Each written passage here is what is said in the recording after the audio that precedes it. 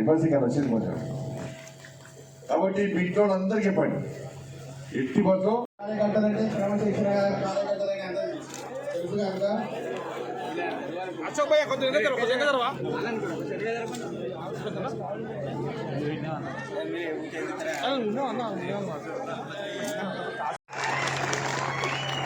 ఒకటే గ్రూప్ అన్నా, ఇక్కడ ఉన్న వాళ్ళందరూ కలిసి ఉండమన్నా, బయటకు తీసేది. ఇప్పుడు తెలంగాణ రాష్ట్రంలో నాయకులంతా ఒకటే లక్ష్యం, ఈ ఎమ్మెల్సీ గెలవాలి, లోకల్ బాడీ ఎన్నికల్లో మీ అందరినీ గెలిపియాలి, నెక్స్ట్ వచ్చే శాసనసభ ఎన్నికల్లో ఎట్టి బస్సు భారతీయ జనతా పార్టీ జెండా ఎగిరాని కసితున్నామన్నా, చెప్తున్నామన్నా. ఇలా తక్కువ ఓట్లున్న కార్యకర్తలు మీకు 2 చేతులు జోడించి మొక్కుతున్నాడా, మీకుండి కరీంనగర్ వాళ్ళకి.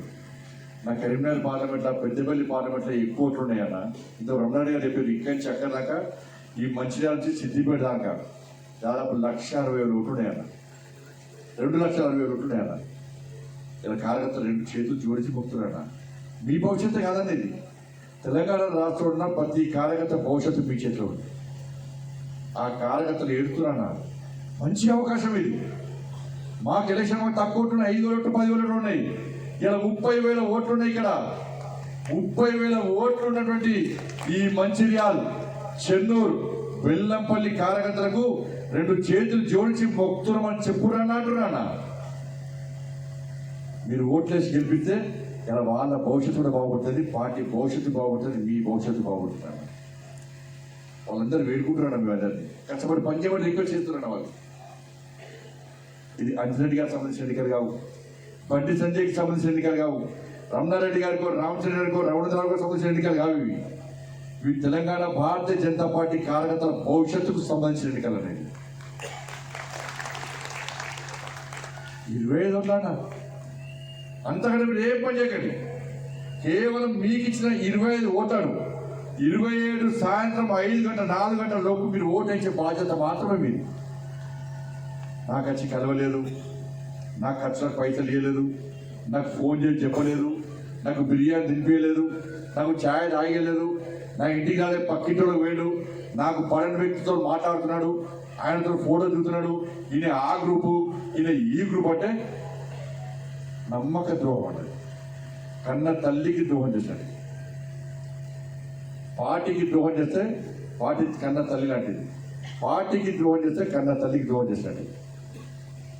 25 ఓట్లు మీలాంటి ఇదంతా కార్యకర్తలు కానీ అంత నాయకులు మీరు అందరూ. ఇది కార్యకర్త సమస్య కాదు, ఇది 25 ప్రభావి అంటే ఒక స్థాయి ఉన్నటువంటి ఒక నాయకుడి యొక్క బాధ్యత. మీ అందరు మీకంటే పనిచేసిన చాలా మంది ఉన్నారు బయట, కానీ జిల్లా కమిటీ కానీ నాయకులు మీరందరూ కష్టపడి పనిచేస్తారు. మీ లోపల సత్తా ఉంది, ఆ దమ్ము ఉంది, ఆ శక్తి ఉంది. 25 ఓట్లు ఇచ్చేటువంటి స్థాయి ఉన్నటువంటి నాయకులు మీరు అని చెప్పి గుర్తించే పార్టీ వాళ్ళు 25 ప్రభావం చేసింది. వాళ్ళు ఒక్క 25 ఓట్లు మాత్రమే ఇచ్చారు. ప్లీజ్ ప్లీజ్ 25 ఓట్లు వేసిన కార్యకర్తలు ఎన్నికలు గెలిచాక అప్పుడు చూడు రప్ప, నేను వేసిన 25 ఓట్లతోనే అంజిరెడ్డి గారు గెలిచారు, నేను ఓటు వేసిన 25 ఓట్లతోనే కొమరయ్య గారు గెలిచారు. ఆ తృప్తి వేరే ఉంటుందన్న. నన్ను నేను పని చేస్తాను, ఎవరు చూస్తారా, చూడడు. పని సరిగ్గా చూస్తారా, చూడడు. నేను ఎందుకు చేయాలి పని? గుర్తింపు కోసం పనిచేస్తే అది గుర్తింపు కాదన్న. మనం చేసే పనిని పార్టీ గుర్తిస్తుంది, ఇవాళ నేను గుర్తిస్తాను. గుర్తింపు కోసం పనిచేసేవాడు భారతీయ జనతా పార్టీ కార్యకర్త కానే కాదు. కమిట్మెంట్ తోని పార్టీ కోసం పనిచేసేవాడే నిజమైన భారతీయ జనతా పార్టీ కార్యకర్త. బీఆర్ఎస్ పార్టీ పోటీ చేయలే, ఎవరి కోసం పోటీ చేయలే. ఇవాళ బీఆర్ఎస్ పార్టీ ఎవరికి కాంగ్రెస్ పార్టీకి ఓటేయమని ఎందుకు చెప్తుంది? ఎందుకంటే బీజేపీ బలపడుతుంది కాబట్టి బీజేపీని వద్దాలే, వాళ్ళిద్దరం కలిసి ఉండాలి, భవిష్యత్తులో కలిసి ఉందామని చెప్పి 2 పార్టీల మధ్య అగ్రిమెంట్ జరిగింది. కాబట్టి ఇవాళ మనల్ని మోసం చేసే ప్రయత్నం తెలియాల బీఆర్ఎస్ పార్టీ కాంగ్రెస్ పార్టీ చేస్తున్నారు. అంటే వాళ్ళు ఇద్దరు ఒక్కటైనా కూడా కేసీఆర్ ఫామ్ వర్క్ గుంజుకొచ్చి చౌరాతలు పెట్టడం మనం ఈ రేవంత్ రెడ్డితో ఏమవుతుంది, కోమరెడ్డి వెంకటతో ఏమవుతుంది, బట్టి విక్రమార్క గారితో ఏమవుతుంది, ఎవరితో ఏమవుతుంది అన్న. కొట్లాడింది మనం అన్న. ఇలా ఇక్కడ ఈ మంచిర్యాల ఈ ప్రాంతంలో ఈ స్టేజ్ మీద ఎంతమంది కేసులు ఉన్నాయన్నా? ఒక్కొక్క కార్యకర్తలు 30-40 కేసులు ఉన్నాయన్న. నా మీద 109 కేసులు ఉన్నాయి. ఇప్పుడు కూడా నేను కేంద్ర హోంమంత్రిని, ఒక ఎంపీని, పోయినసారి ఎంపీ ఉండి రాష్ట్ర అధ్యక్షుడిగా కేసీఆర్ 2 సార్లు జైలు పంపించాను. 109 కేసులు నా మీద ఉన్నాయి. ఇలా రఘుగారి మీద ఉన్నాయి, ఇలా ఎవరి మీద ఉన్నాయి, ఇలా ఒక్కొక్క కార్యకర్తలు 30-40 కేసులు ఉన్నాయన్న. కాంగ్రెస్ వాళ్ళు వచ్చారు ఎప్పుడైనా? ఇలా ఉపాధ్యాయులు ఉద్యోగ వర్గాలు ఆలోచించాలి. ఇలా ఉద్యోగులకు 5 డిఎల్ పెండింగ్ ఉన్నాయి. కేంద్ర ప్రభుత్వం డిఎల్ ఇస్తున్నది, కానీ ఉద్యోగులు మాత్రం 5 డిఎల్ పెండింగ్ ఉన్నాయి. అదే నరేంద్ర మోడీ గారు చేసిన ఇవాళ ఉద్యోగులు ఉపాధ్యాయుల కోసం ఇవాళ 12,75,000 ట్యాక్స్ ఎగ్జెంప్షన్ ఇచ్చిన పార్టీ భారతీయ జనతా పార్టీ నరేంద్ర మోడీ గారు ప్రభుత్వం. 12,75,000. ఇలా సింగరేణి కార్మికులు ఆలోచించాలి, సింగరేణి ఉద్యోగస్తులు ఆలోచించాలి. ఇవాళ కొన్ని రోజులు సింగరేణి ప్రైవేటీకరణ చేస్తారు అట్లా బదనాలు చేశారు, టైం పాస్ చేశారు. ఇక్కడ ప్రైవేటీకరణ చేస్తామా? రాష్ట్ర ప్రభుత్వం ప్రమేయం లేకుండా రాష్ట్ర ప్రభుత్వాన్ని 51%, మనది 49%. వాళ్ళ షేర్ ఎక్కున్నది, వాళ్ళని కాదని ప్రైవేటీకరణ మనం ఎట్లా చేస్తాం? ఇలా సింగరేణి ఉద్యోగస్తులు ఆలోచించాలి, ఎంప్లాయీస్ ఆలోచించాలి.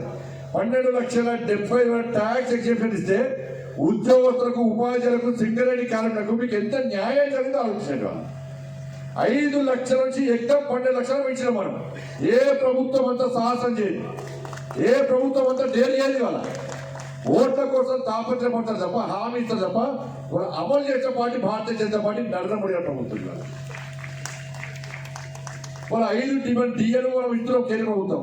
రాష్ట్ర ప్రభుత్వం 5 డిఏలు పెండింగ్ పెట్టారు. బీఆర్సీ పెండింగే. ఆ కమిటీ ఏడవైందో మీటింగ్ అలా ఏం కదా బీఆర్సీ అంటే ప్రమోషన్లు లేవు. ఎట్లేదు కన్నా పదవీ విరమణ పొందినప్పుడు మన ఇంట్లో మన అమ్మ కానీ, మన నాన్న కానీ, మన తాత కానీ, మన అమ్మమ్మ కానీ పదవీ విరమణ సంతోషంగా ఉంటారు. ఎందుకంటే 4 పైసలు వస్తాయి, బిడ్డ పెళ్లి చేయొచ్చు, 2 కొడుకులకు బిడ్డలకు వ్యాపారం పెట్టేయచ్చు, లైఫ్ సెటిల్ అవుతుందని చెప్పి ఎదురు చూస్తూ ఉంటారు. ఈ పదవి విరమణ చాలా సంతోషంగా ఉంటారు. ఒకవైపు బాధ, మరోవైపు సెటిల్ అవుతున్న పిల్లలు సెటిల్ అవుతున్న, ఇంట్లో సెటిల్ అయిపోయినా నా కుటుంబం సెటిల్ అవుతుంది అని చెప్పించి ఎదురు చూస్తూ ఉంటారు. ఇలా పదవీ విరమణ పొందిన ఉద్యోగస్తులకు కనీసం ఎక్కడ కూడా బెనిఫిట్స్ వచ్చే పరిస్థితి లేదు. కేసీఆర్ కాలం నుంచి, కేసీఆర్ హయాంలో పదవీ విరమణ పొందితే పైసలు ఇవ్వాల్సి వస్తుంది. కాబట్టి ఏం చేసిండు? 58 సంవత్సరాల వయసులో ఏం చేసిండు? ఎంత పెంచిండు? 61 పెంచిండు.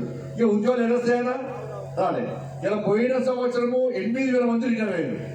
8,000 మంది పోయిన సంవత్సరం రిటైర్ అయ్యారు. ఈ సంవత్సరం 10,000 మంది రిటైర్ కాబోతున్నారు. 18,000 మంది రిటైర్ కాబోతున్నారు. వీళ్ళకు 11,000 కోట్ల రూపాయలు ఇప్పుడు అవసరం ఉన్నాయి మనకు. ఇప్పుడు ఈ ప్రభుత్వం దగ్గర పైసలు లేవు. కాబట్టి రేవంత్ రెడ్డి గారు ఏం చేస్తున్నారు? మళ్ళా 61ని 65 చేస్తున్నారు. ఇప్పుడు ఇక ఉద్యోగాలు ఎడస్తాయి. 11,000 కోట్ల రూపాయలు కావాలి. ఈ మెడికల్